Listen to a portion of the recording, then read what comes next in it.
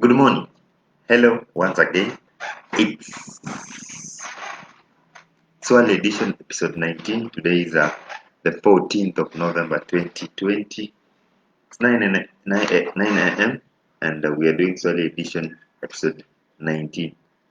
Such an amazing thing. I can't believe we're doing this again, and I hope we can do it more as we continue to grow together and learn and interact. And in future activities, I hope that the quality will be better. We will have also the greater quantity in terms of viewership, in terms of access, and so on. We are partnering, as I had earlier informed you, with Vega TV News, which is now a registered local media entity within Vega County that deals in airing of totally local content. We have a lot of programs coming up within Vega TV News across Vega County. We'll be working with young, amazing youths in sports, in arts, in culture, and among many other amazing programs that we've set down to undertake. Just stay tuned. For Swahili edition today, we ask the question that is education in Kenya an indignity? Je, masomo Kenya ni kujaribia jina? By the way, that's the translation. Masomo Kenya ni kujaribia jina. So I'll pause for a moment. Yeah. Is education in Kenya just an indignity? Kushasoma ni kujaribia jina, you can't access opportunities and resources. And my line of thought is quite diverse, and I might seem to be hitting some hard rocks, but it's real. It might be that kusoma Kenya ni kujaribia tu jina. You can't be listened to by the political class, the business class, and mainly the hustlers who call themselves hustlers, because there is a feeling that once you have accessed education, you tend to behave like you know too much. It's something that happens across the board. People feel that you pretend or you act like you know too much, which is quite strange. You went to school to learn, so probably you know something. You might not know so much, but you know something, and that something might be useful. That's why the discussion today is tukishasoma inakwanga tu ni once we are out of school we have acquired the knowledge. Inamaanisha tu ni hivyo tu, ni hatutasikizwa mainly the political circles, because you will continually be told of life out here is about experience and not about what you know about your masomo, your degrees and so on. Now, many young people are taking a lot of efforts to access an education, be it education, primary education, that's primary, secondary, and university education, through colleges, through TVETs, through polytechnics. Young people are making an effort. That is something we cannot run away from. That young people just want to learn. They even do this through online learning platforms. They're doing it everywhere. And I've met such amazing young people. And I know what it means to really want to learn. Because personally, I am continually learning. I'm continually interacting with education. I'm continually trying to expand my level of know-how in many circles. Because you can't know everything at once. Or you can't just become an expert by going to a college or a university and all of a sudden you know everything. So we have to keep learning.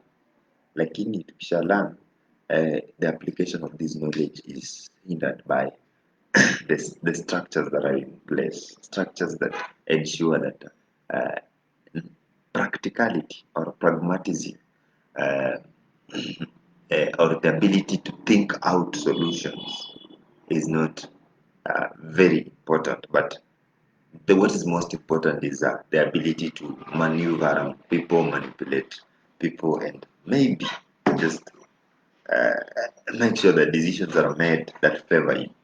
which is unfortunate because the main aim of education is to act as a tool for equality, both in social, economic, political, and economic, political, and social matters.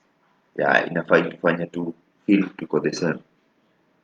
Whether ulienda high school, ukatoka high school, you should feel you should feel like you have a certain level of education that is similar to other people. So it's an equalizer. But when it makes us feel equal, there are powers that be that do not want us to feel equal. Yeah, and we know that most of the power brokers say kuna watu kwa class. Yeah, the social class and the economic class, that mentality. So you are supposed to make decisions according to your class, which is unfortunate. We are all human, and being human means whatever decision I make, even if it's silly, like the decision I made to start Swali edition, that decision should be respected. Regardless of who you are, be it you're the president of the republic and you are against my thoughts, this is my decision to host this, and you have no right to say I cannot host it or it's silly or it's a waste of time. So that is why I'm taking up quite a shot at the people who believe that education as a tool for social, economic, and political equalization is not effective. So there are four main solutions three main solutions that education should bring on the table. One, education should give everyone an equal and honest shot at success, in whatever field. So it should give us an equal shot at success. You won't succeed sometimes, but at least you have an equal. If you see success there, you can have a shot at it. Two, it should open up pathways for research, innovation, and invention. So pathways such that we should now learn more. Once you learn, now you learn more through innovation, invention, research, and that's what education should do. And most importantly, it should alleviate poverty, wase wenye tuko class ya chini, or people with low incomes, at least income yako ipande kiasi, and so on. So I believe those are three main solutions that education should bring on the table. Fourthly, we should also talk about solving the deep-rooted problems within our community, like in medicine, in engineering, in education itself. So bringing up new solutions, new ideas, and new ways of doing things within our society. So how has it become that education, which was supposed to be a tool, or which is supposed to be a tool by for social, economic, and political equalization, it is now so ineffective? I do not mean to say that it's ineffective to everyone, but to most people. Most of us young people, this is the path we take right after graduation. One, I'll scramble for the small jobs that are available in the market. Make sure I get one of those jobs. Be a teacher, be a doctor, be anything I want. Then two, I'll make sure that I have an income that is consistent and stable and that can sustain my my livelihood. Then three, I'll make sure that I can build, I can acquire assets. By acquiring assets, I have to also incur liabilities like loans, bank loans, SACCO loans, and any other types of loans. So I'm acquiring assets while also incurring liabilities. I have to clear up loans. I have to also build a home and buy myself some properties like a car and so on. While we are doing this, we are creating two portfolios in our life. We are creating the one portfolio where we have assets, which are quite good, and the other portfolio where we have liabilities, which are damn depressing, because the bank won't stop knocking at your door. Your circle won't stop knocking at your door, requesting, demanding that you pay up your loan. Now, what happens in the next stage is we have to seek for promotion. This is a normal part. Um, we seek for promotion so that we can have higher earnings. How do we seek for promotion? We have to canvas. We have to make friends in the higher cadres of our profession. And sometimes we have to take bigger risks than just the normal progression. And then most people will go ahead and have a second degree, and others will have a master's, others will have a PhD, and so forth. But we forget one thing. Because when we attain our first degree, for instance, our first diploma, our first certificate, first high school certificate, we're supposed to find a very specific solution for a very specific problem within our communities. Very specific solution for a very specific problem within our communities. And that's sudden. Most of us do not do that. We want to import solutions. Now we want to import solutions 50 years from today. We want to import solutions 100 years from today. Suddenly, I'm glad that a number of young people are having a mind shift. They're taking to the street saying, I have a degree, but I want to do something that is dirty and that is helpful. Something that is giving a real solution. And for them, I say thank you. But for the young people who are just out of their they are in their in their entry job, and we call it entry job. In your entry job, and all you want to is do not think of a specific solution to a specific problem within your environment. Then I'm saddened, because at the end of the day, it's you that will have to bear uh, uh, the biggest of the consequences, which is um, a very depressing midlife crisis, and also a very challenging old age. Once you have this specific solution, we craft this specific solution between 25 years and 35 years, where you now know me, like me, I'll be doing glass and glass recycling all my life. Even if I'll have a teaching job, I'll get into consultancy or do business or something. But my solution will be glass and glass recycling and everything, and research along that chain. So there is a specific solution, or there is a specific problem I'm trying to plan, or I'll be empowering young people through sports. I've admired what such my mentor teachers have done. Some of them, number of them, many of them, like in the Mulikai from Chamakani High School, he's done something, what we call consistent. He's consistently provided opportunities for young people within the schools he teaches in to access uh, quality sports mentorship, which is amazing. That is a direct solution to a direct problem. Um, and many other amazing teachers out there who are doing a lot of stuff. Not just teachers, there are doctors, we have engineers, and so many other young people and older people doing amazing stuff. But to the big percentage, the 95% who end up with education as an indignity, these people cannot hustle. And they are the people defining the word hustler out there with with a lot of madharau. So they define uh, efforts to craft solutions to say that a wheelbarrow can help us through these economic times, and we should give more young people access to such an equipment. They call them non-solutions, which is strange. Look at them. What are they doing in the individual environment? We do not know. Maybe they are doing bigger things.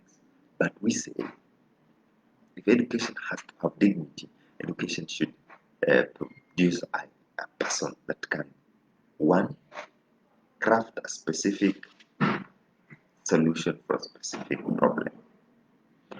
If it does not, then that type of education is indignified. In itself, it's an education that produces uh, ranters, noisemakers, alcoholics, drug addicts. If you cannot have a specific solution for a specific problem, then you will be a specific problem for a specific solution, which is not okay. So to my young people, to my fellow young people out there, you're just getting off university, you're just starting off on your entry job. Do not let the education that you acquired become an indignity. Usitupe jina mbaya. Don't give us a bad name. We didn't go to school to create a bad name for ourselves, to become an indignity to ourselves and to the society. We went there to craft solutions. So in your professional endearments, craft solutions. Craft a specific solution for a specific problem, and that solution should stick with you for the rest of your life. If we cannot craft solutions, then we are not the we are not education want to be the indignity, we will be the indignity. And I love what young people are doing currently. Young people getting out of high school, they're getting into music, they're getting into art, they're getting into drama. What about us, products of baby boomers? What are we doing? Unfortunately, we are out here advocating for uh, political unitarism, political unitarism. We have a social, an accepted uh, social norm that we really just want predefined, which is not okay. Let's give life an opportunity to take the direction it wants to take, whatever direction. And while giving life an opportunity to take the direction it wants to take, also give yourself an opportunity to take a direction that is honestly um, uh, helpful to you. Because whatever you acquire as an education today should be a solution tomorrow, not a problem. And I'll sit back and say, what about me? What about me? So an edition is a solution to a few questions. And it might be asking questions, but we're also trying to offer some basic solutions, and we hope they help. And if they don't, we hope they reach someone that will act and help. Now, to some updates from the week. One, in the course of the week, we had a very strange happening in our school in Isiolo. The Minister for Education, that is Mr. or Professor Mago, reprimanded a county director of education. Is it a county director? Yes, something of that sort. And called him Mujinga Sana, top up. And we have seen that clip. I wish my streaming app could allow me to upload it on. But it was sad, but someone's father, and the people who took the video say that the mzee was even older than Magoha himself. Kuita mzee wa mtu mjinga, that is sad, but sad. And you are in a position of authority. You are their employer. Then you courageously look them in the face and tell them mjinga. That is sad, man. We are talking about indignities.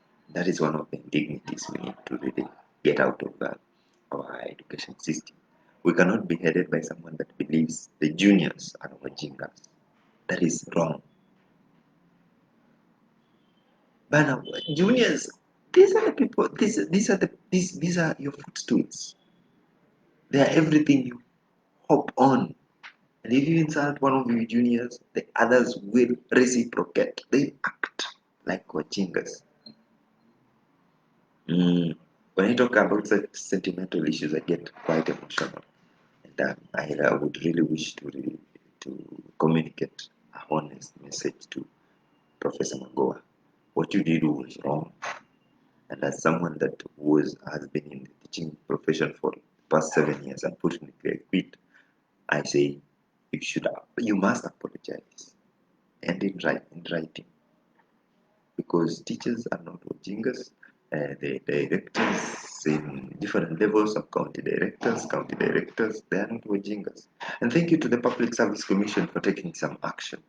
At least we noticed that you saw what you did. But we also want the president to take action. One, hey, one. This guy has been going around harassing people. Unfortunately, mm, his harassing has had good consequences for the education sector. But it's wrong. If we can just create an education system that derides on fear, that's not okay, man. It is the same thing. You now implanting teach into the juniors the idea that we can just harass students, cane them, and nothing happens. Insult them. That's a bad example. And he said that he would apologize, which is unfortunate. But I hope out there, everyone that has noted that we do not want our kids calling their teachers wajingas, calling the county director wajingas. We want our students to really act in the manner that is in a decorum, is a civilized society. Yeah, and it's in this the 21st century, act with dignity, because that is what education should give you. Education should give you dignity. One, it must give you dignity. If it does not give you degrees or does not give you certificates or A's, it must give you dignity. At least you feel better.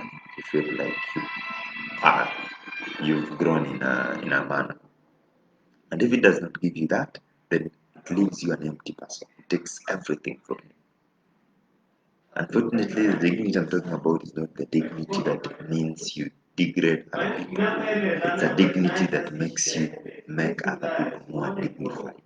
A dignified society is where I feel dignified and I make other people feel dignified. I feel okay and I make other people feel okay. I feel loved and I make other people feel loved. For that, I'm grateful for everyone who tuned in. Please share our content, by the way. I'm having such a small traction out there.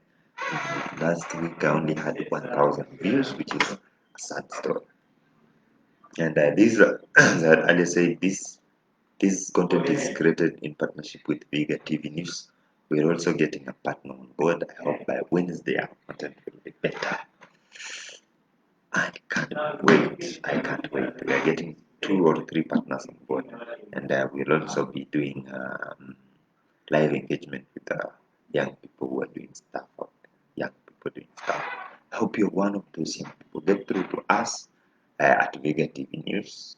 And we also co-partnering with Progressive Youth Group and other entities as you can look through there.